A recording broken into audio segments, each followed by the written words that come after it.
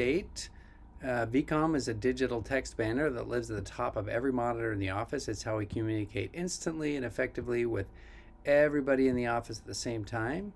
And you can see how VCOM is the banner that lives at the top of the monitor. This is the Mac version, so it works a little bit differently than the Windows version. The Windows version conscripts the top of the monitor and always stays there. It's always visible. But what I wanted to focus for you today is the settings. You'll notice for versions 2.1.6, the settings icon reappears on the top right hand side of the banner. Then we're just going to quickly go through each one of these. General device name, you can change that at any time and hit update. You can have multiple displays, so you can choose which display the VCOM banner is on. You can toggle on the auto updates or start at login. Banner appearance, the vertical size, you can change the size of the banner, the size of the font inside the banner. You can choose the theme to match your system, or you can choose it to be light or dark. I prefer light today.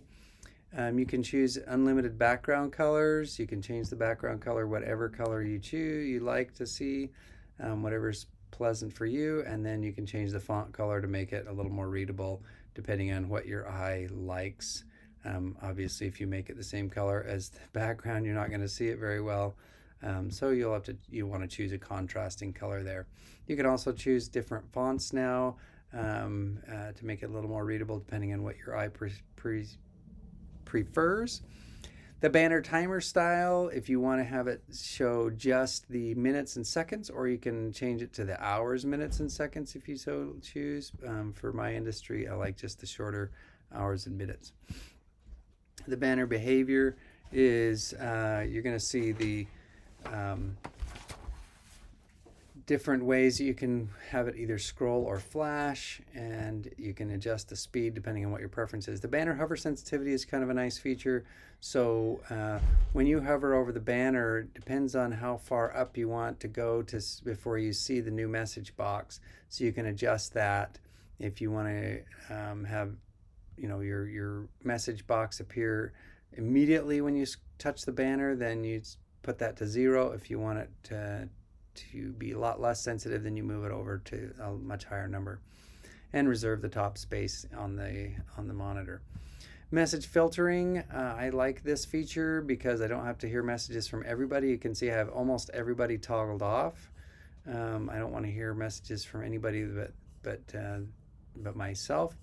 But I also do see freeform messages, so that this is toggled on, meaning, or off rather, so I don't ignore those messages. I like to see freeform messages, and always show messages that I sent from this device, even if it's to somebody that I have toggled off. So for instance, front is toggled off, so if I send a message to the front, I would say front, come to billing, and you can see even though they're toggled off, it shows up on my monitor.